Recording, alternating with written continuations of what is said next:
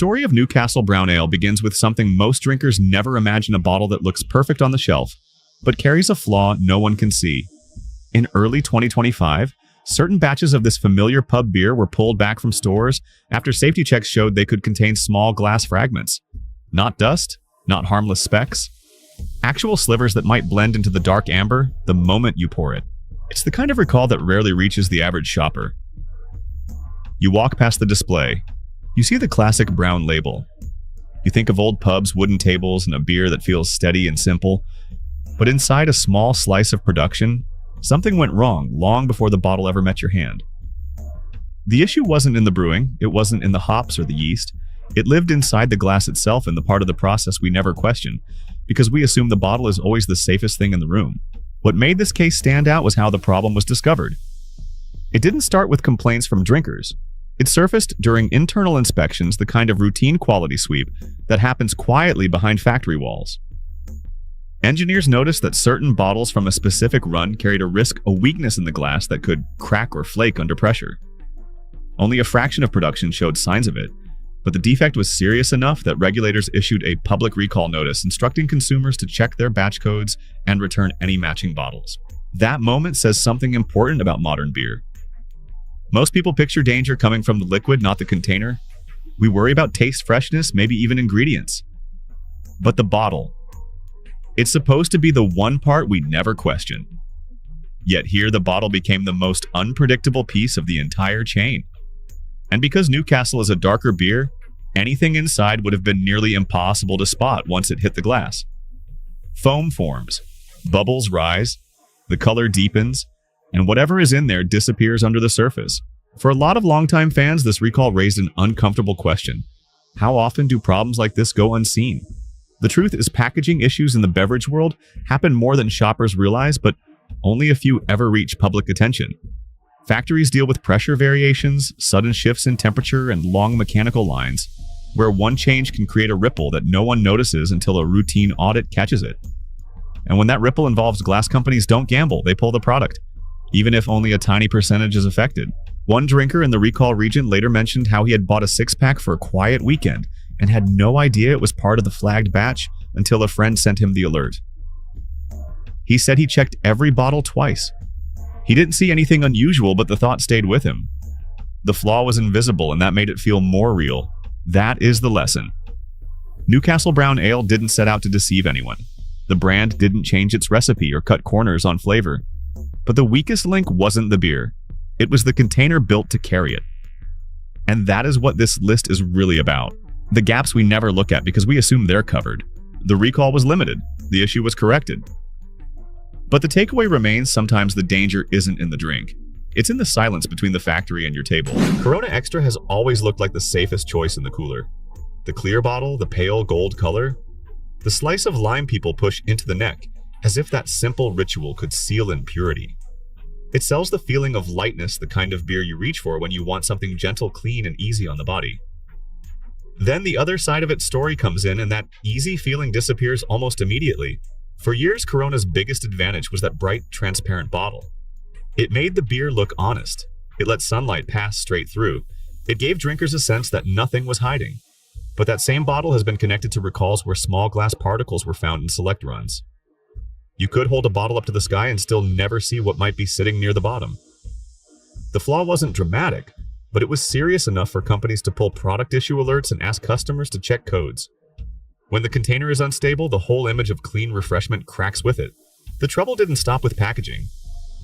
Independent consumer group testing also found trace levels of glyphosate, the same farm chemical used heavily in grain production, in sampled batches of Corona. These amounts were not high enough to break any regulatory limit, but they shattered the illusion that a soft, light beer automatically means a safe one. Glyphosate's presence in anything meant for daily consumption raises questions most drinkers never think to ask. Beer is supposed to be simple, yet here it carried the residue of an agricultural system that reaches far beyond the brewery. To understand why this matters, imagine a simple weekend scene. A group of friends gather around a backyard grill. Someone reaches into the cooler and pulls out a Corona because it feels mild and predictable. The cap twists off. The bottle sweats in the heat. The drink goes down easily. But an hour later, the person feels a tight headache sitting behind the eyes and a sharp burn settling in the stomach. They blame the weather or the food or maybe drinking too quickly. They don't consider the bottle the residue or the brewing chain that moves quietly behind the label. Only later scrolling online, they notice that bottles from the same production window were part of a recall they never heard about. That is how Corona's real problem affects people, not through immediate crisis, but through subtle aftermath. A sudden heaviness, a sour stomach, a sense that something is off even when the beer tasted clean. When consumers feel these effects, they rarely trace it back to the bottle or the grain field. They attribute it to age stress or dehydration. Yet the combination of a fragile glass container and agricultural residue tells a different story. It shows how consequences can hide inside something that seems harmless. Corona's marketing has always leaned on simplicity: beaches, bright skies, a quiet moment at the end of the day. But the truth underneath is more complicated. Clear glass leaves beer exposed to light, which can speed up chemical reactions that create off flavors and irritation. Grain treated with heavy herbicides can introduce trace residue into the final product. And a recall tied to glass particles reminds drinkers that even the container can turn into a risk before the beer ever reaches their lips. What this segment reveals is not scandal, it is vulnerability. A drink built on the idea of lightness now carries questions about how it behaves inside the body. The risk is not loud. It does not shout. It arrives quietly in the form of discomfort that lingers longer than the taste. And once you see that, the bottle never feels as simple again. How does a brewery known for discipline and craft pride end up recalling bottles for glass risks no drinker could ever see coming? Sierra Nevada has always looked untouchable. Copper kettles, slow brewing, controlled fermentation. The kind of brand people point to when they want proof that real beer still exists. But a recall across dozens of states forced a harder look at the system behind the label. A system far more complex, crowded, and pressured than the calm green branding suggests. Specifically, 8 years ago in January 2017, Sierra Nevada recalled select 12-ounce bottles from its Mills River, North Carolina facility after internal checks showed certain batches across 36 states could shed small pieces of glass. But recalls like this don't happen because one worker wasn't paying attention. They happen because entire processes feel the force of modern competition. Craft beer used to be slow. Then the market exploded. Demand grew. Shelf space became a battlefield. Once a brand gets national placement, the clock speeds up. Batches must move. Output must rise. And suppliers must meet the same deadlines the brewery faces. This is where the real pressure builds. Inside a glass plant trying to keep pace, kilns run hotter and longer. Machines push molds faster. A line that once tolerated short pauses loses those breaks as orders stack up. From there, the bottles climb into trucks, rattle across states, and reach a filling line operating under its own time pressure. Cold beer meets warm glass. Pressure shifts. Weak points flex before they fail. Sierra Nevada's quality control is stronger than most, but even strong teams strain when cycles tighten. When multiple varieties line up on the same equipment. When distributors want faster loadouts. When production surges during holiday seasons. A QC inspector scanning a long chain can miss a fracture no wider than a pen stroke. And that is how the recall was born, not through carelessness, but through the invisible math of scale.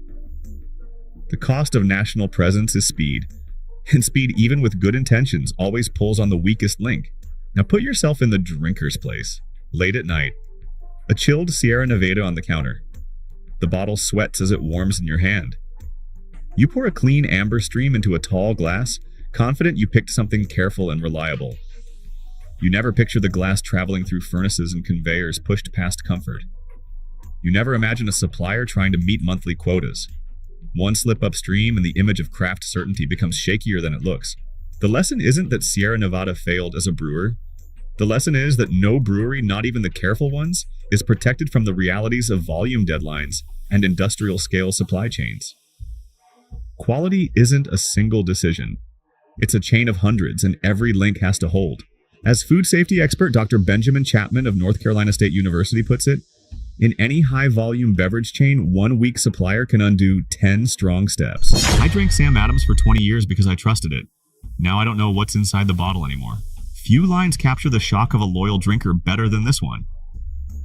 It isn't anger, it isn't an outrage. It's the quiet, sinking feeling of realizing the beer you counted on may not have been as steady as you believed. For decades, Samuel Adams earned that trust the honest way. Before craft beer became a trend, before supermarkets overflowed with new labels, this was the brand people reached for when they wanted something better than a basic lager. It promised clean recipes. It promised consistency across states. It promised reliability at a time when craft still meant small-scale, careful, and personal. Many drinkers embraced it as the default choice, the beer for family gatherings, long weekends, and backyard breaks after mowing the lawn. It wasn't flashy. It wasn't trying to be exotic. It simply felt dependable. But that sense of safety cracked when the company announced a recall tied to a defective glass supplier. The issue didn't come from the brewing side. It wasn't about hops, yeast, or grain. It was the bottle, the one part of the experience most people assume is always safe.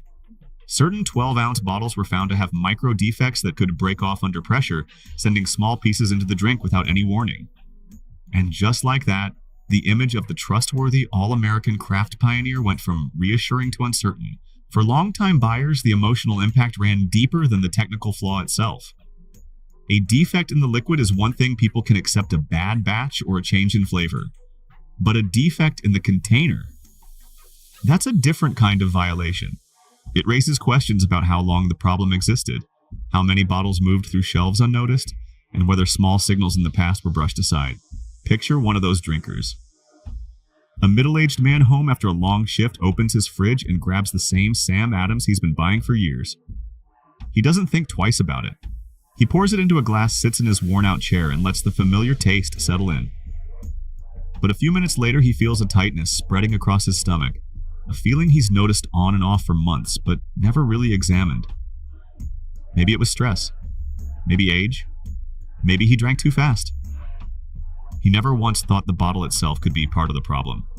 Only after hearing about the recall does everything replay in his mind with new weight. This is the kind of moment that brands rarely see, but consumers feel deeply. When trust is shaken, it isn't loud. It doesn't explode like a scandal. It spreads slowly, like doubt creeping into a routine. You start looking at the bottle a second longer. You start checking the cap, the neck, the label code. You wonder whether the thing you thought was safe might have been silently changing over time. And once that feeling sets in, loyalty doesn't disappear, it erodes. The systemic reasons behind the recall only add to the discomfort. Samuel Adams is no longer a regional craft operation, it's a national engine. Volume matters, timing matters. Retail shelves move fast, glass plants supply multiple regions at once, and one defect can travel through warehouses, trucks, and stores long before the brewery realizes anything is wrong. That's the cost of scale. The further a brand reaches, the more it depends on long chains of partners, and every link introduces its own risks. But we can't end with fear, it needs clarity. The reality is simple: no brand, no matter how beloved, is immune to the pressure of modern production. So the advice is grounded and calm. Choose beers with shorter distribution paths. Check batch codes when recalls appear. Rotate brands instead of holding onto one name out of habit. And remember that trust is not blind. It is built by staying aware of how your choices move through the world before they reach your glass. Coors Light has always relied on one promise: the colder it looks, the cleaner it feels. The mountains turn blue. The can frosts over. Your hand chills the second you pick it up. It sells the idea of purity without ever asking you to think about flavor. But the more you pay attention, the more that cold glow begins to hide. For years now, waves of customers have reported strange odors, metallic bitterness, and off-batches problems linked to filtration, inconsistencies, and defects in the lining of certain cans. Those aren't dramatic issues. They don't show up as big headlines. But they're the kind of quiet problems that change how a beer tastes sip by sip. Imagine drinking it yourself. You crack the can open and that first breath hits you with something flat, not grain, not hops, but a faint metallic twang. The beer pours almost colorless, a pale silver yellow that looks more like watered-down lemonade than lager. The first sip is cold enough to numb the tongue, but the second begins to reveal more. The body feels thin, almost slippery. The flavor slips away before you swallow. And once the beer warms just a little in your hand, a sour edge creeps in, something sharp and unfamiliar. Even the aroma shifts into a faint mustiness, like wet cardboard drying in the sun. These are not isolated impressions. Online threads are filled with similar notes: chemical smell, tin taste, strange batches, weird sour finish. Something is off with the new cans. Some drinkers say certain packs taste normal, while others taste like a different beer entirely. That's not random chance, that's inconsistency at production scale. You can see the difference with real beer. A proper lager, even a simple one, has grain warmth underneath the cold. You can smell the malt without trying. The color has depth, a honey yellow, a soft amber glow, not a hint of silver washed out by overfiltration. The bitterness is gentle but present. The bubbles are tighter, steadier. When it warms slightly, the aroma opens up instead of collapsing into sourness. Real beer has weight. It has shape. It doesn't disappear the moment it hits the tongue. So, how did Coors Light drift this far? Part of it comes from the brand leaning too heavily on the gimmick of cold activation. The entire identity shifted from flavor to temperature. When your slogan becomes the world's most refreshing beer, the focus moves away from grain quality and brewing craft. Layers of filtration get pushed harder to keep the beer light. Brewing cycles tighten to meet national demand. And the more a process speeds up, the easier it becomes for small flaws. Metallic notes, can liner residue, uneven filtration to travel through untouched. Another piece comes from the supply chain. Large breweries depend on huge aluminum suppliers, and not all lining batches are perfect. Some slip. Some react differently under pressure. And when those cans spread across multiple states, any defect becomes inconsistent flavor in the real world. The question now is simple: can Coors Light get better again? The answer is yes, but only if they slow down long enough to notice what they've lost. Consistency used to define this brand. People knew exactly what they were getting. Lately, too many drinkers have been asking what changed, and some have already walked away. That's why I want to express a humble opinion here. A brand as established as Coors Light knows what real consistency looks like. They've held that reputation before, and they can claim it again, but only if they take this slide seriously. Otherwise, we may watch a once familiar favorite fade one cold can at a time. At first glance, Heineken still looks like the same premium promise it always made. The green bottle shines. The red star stands clean. The cap pops with that sharp metallic snap longtime drinkers know by heart. To most people, nothing about its appearance suggests anything has changed. But look closer, and especially taste closer, and the difference begins long before the bottle reaches your lips. Many American drinkers have reported sulfur-like skunky batches for years, a problem tied to Heineken's UV-sensitive green bottles, and the inconsistent results of regionally brewed US variants. It's not a dramatic scandal, it's not a headline. It's something much quieter, a slow shift in flavor that people only notice once they remember how Heineken used to taste. The moment you taste it, the drift becomes clear. The cap comes off and a sulfur edge rises through the neck, sharp, faintly rubbery, out of place for a beer marketed as crisp and clean. The first sip hits cold, almost too cold, numbing the tongue enough to hide the flaws beneath. But once the bottle warms even slightly, the real picture comes forward. A bitterness that spikes instead of spreading, an aroma that collapses instead of opening, and a skunky note hovering just long enough to make you wonder if the bottle sat under bright warehouse lights for too long. The finish thins out quickly, leaving a metallic flicker instead of the grain depth most drinkers expect. This isn't imagination. It isn't nitpicking. Online complaints build the same story, Reddit threads with hundreds of comments describing inconsistent Heineken, from state to state, people saying some six-packs taste normal, while others taste like light-damaged beer, and longtime fans confused by a creeping rubber smell or stale hop aroma. Once you read enough of these reactions, the pattern becomes impossible to ignore. Across the ocean, the contrast is almost startling. European Heineken tastes warmer, fuller, more rounded. The malt shows up immediately. The bitterness feels steady, never metallic. The aroma holds even after a few minutes, lifting from the glass with clean hop boils instead of collapsing into sulfur. Even the color feels different, deeper and softer, like a beer meant to be enjoyed instead of rushed. By comparison, what shows up in many US stores feels like a shadow of the original. What's behind that? The real issue sits deeper than taste. Heineken's US supply chain is scattered across multiple brewing partners, each with slightly different equipment water profiles, filtration steps, and freshness windows. Green bottles are notoriously vulnerable to UV exposure, and retail shelves are drenched in light from every angle. Shipping routes sprawl across the country, sometimes warm, sometimes cold, often long enough to degrade delicate hop compounds before the beer ever hits the fridge. And because the US market relies so heavily on contract breweries to meet demand, even small variations can multiply into entire regions, tasting different from others. The result is simple: a brand built on global prestige now feels unstable in the very market where it expanded the fastest. And drinkers feel it emotionally. They remember vacations abroad where the Heineken tasted richer. They remember nights when the bottle tasted cleaner, brighter, more reliable. Now they lift the cap and hesitate for half a second, waiting to see which version they're about to get. Is there a chance for Heineken to recover? Yes, absolutely. But only if they make real changes, shortening freshness windows, tightening contract brew protocols, protecting bottles from light, and maybe even retiring the green glass for the American shelf. Premium taste requires premium protection. Without it, even the best recipe fades. And that brings us to the clear truth.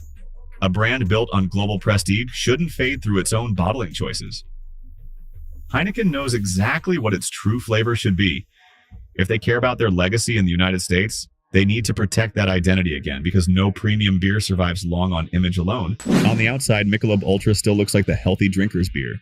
The silver white can, the slim typography, the images of runners, golfers, and cyclists in every commercial.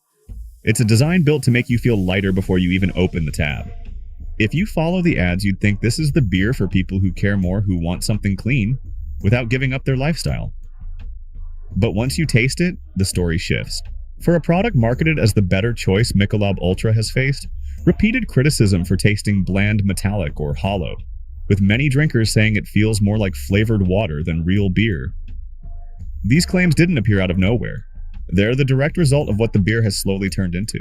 The moment you raise the can, the first sensory cue is the absence of almost no aroma at all. There's a faint cereal trace, but it fades so quickly it barely exists. The sip is cold, extremely cold, because the beer relies on temperature to hide what's missing. After the chill fades, the mouthfeel thins out like cold mineral water. The flavor breaks apart before it forms. And at the back of the tongue, a metallic flicker appears, quick, soft, but unmistakable, followed by a finish so short and empty it feels like the beer never fully arrived. And this isn't imagination. The internet is filled with the same phrases repeated thousands of times. No flavor whatsoever, like drinking sparkling water with a metal spoon. It feels engineered, not brewed. It used to taste better. What changed across regions, across reviews, across years? The tone is consistent. Ultra doesn't taste like beer, it tastes like the idea of beer. Meanwhile, real low-calorie beers don't have to taste empty. Some craft lagers manage to keep grain warmth, hop lift, and clean bitterness even at lower calorie counts. They have an aroma. They have shape. They don't disappear the moment they hit your tongue. By comparison, Michelob Ultra feels thinned down from the inside. Here's the hidden trade-off: to hit strict calorie targets, the formula loses more and more of what makes beer beer. Overfiltration removes the compounds that give body and aroma. Industrial brewing speeds flattened the rest. Clean became a code word for stripped, and healthy quietly drifted into hollow. If you want to see what that erosion feels like in real life, picture this. A man in his 40s walks in after a long day. He grabs a Michelob Ultra because it's what he's been buying for years, light, easy, familiar. He cracks the can open while scrolling on his phone. First sip, nothing. Second sip, still nothing. By the third sip, he pauses, then sets the can down and stares at it. Not angry, just tired. He shakes the can gently as if the flavor might be hiding at the bottom. He takes one more drink, and the metallic edge shows up again, quick and sour. He exhales through his nose, remembers how it used to taste, and mutters under his breath, "Man, what happened to you?" Then he puts the can back in the fridge half full and walks away from it like someone finally giving up on a habit they didn't realize had already died. At this stage, one truth stands firm. A beer that built its name on health claims should honor taste, not erase it. Michelob Ultra once meant something simple and steady. It still could, but only if it stops leaning on the lifestyle image long enough to rediscover flavor. If nothing changes, the fade will continue quietly, one healthy can at a time. After everything we've seen across 7 troubled brands, one truth rises to the surface. Good beer isn't an accident. It isn't luck. And it definitely isn't something you find by chasing the brightest label or the loudest commercial. Good beer follows patterns, quiet, consistent, reliable patterns, and once you recognize them, you'll never pick a bottle the same way again. By now, you've probably noticed something: every disappointing beer failed in predictable ways. Light damage, thinning formulas, sloppy filtration, unstable storage, shortcuts hidden under healthy or premium marketing. But here's the secret: those same patterns flipped around are exactly what point you toward the beers worth drinking. So instead of fearing the bad ones, let's use them to build a simple, practical guide that anyone can follow. Start with the packaging path. Glass bottles aren't all equal. Brown and amber bottles protect beer from light-keeping hops from breaking into that bitter sulfur-like skunk smell. Green and clear bottles, no matter how iconic they look, offer little defense. Cans are even better, acting like a shield that blocks every ray of light and keeps the flavor intact. If you ever see beer stored under bright store lamps or near windows, skip it. Light doesn't care what brand it hits, it just ruins flavor. Good beer isn't afraid of darkness, it depends on it. Next is freshness. Real breweries print pack dates because they want you to know how close the beer is to its best moment. Poor quality brands rely on vague best before stamps or coded numbers you can't decipher. A simple rule is this: casual lagers and ales taste their best within 3 to 4 months of packaging. Once you know this window, you stop guessing. You stop reaching for dusty six-packs with faded labels. You learn to look, not just grab. Then check the ingredients like a human, not a chemist. Simple as honest. Real beer needs only 4 things: water, barley, or wheat hops, and yeast. When you start seeing extras in natural flavor, beer-based corn, syrup blend adjunct grains, you're staring at shortcuts. They may lower costs, but they also lower flavor. If you pick up a can and the ingredient list feels like it belongs on a snack package, put it back. Good beer doesn't hide behind vocabulary. Finally, trust your senses, but learn what good signs feel like. Good beer has an aroma that exists and lasts. It doesn't vanish the moment the chill fades. It has a texture that isn't watery or metallic. Bitterness settles. It doesn't jab your tongue. The finish feels clean and whole, not chemical or hollow. Those are clues you can rely on even before you know the brewery's story. Once you put all of this together, something shifts. You stop drinking out of habit. You stop choosing based on what your friends grab. You stop believing that light, healthy, or premium means better. You start choosing based on honesty, the kind you can smell, sip, and feel. In the end, good beer isn't necessarily fancy, rare, or expensive. It's transparent. It respects the drinker enough to protect the process from grain to glass. And when you know exactly what to look for, you're not just avoiding the bad ones anymore. You're choosing flavor, craft, and truth every single time. Thank you for staying with me through this entire journey. Your patience, your curiosity, and your willingness to look a little deeper is what keeps honest beer alive. After 7 brands that stumbled and 2 that reminded us what real brewing can still taste like, one thing becomes clear: pure beer is worth protecting. That clean aroma, that steady bitterness, that quiet grain sweetness, they are not accidents. They come from care, time, and people who still believe beer should taste like beer. And that's something we shouldn't let slip away. Because in the end, preserving good beer isn't about nostalgia. It's about keeping honesty on the table.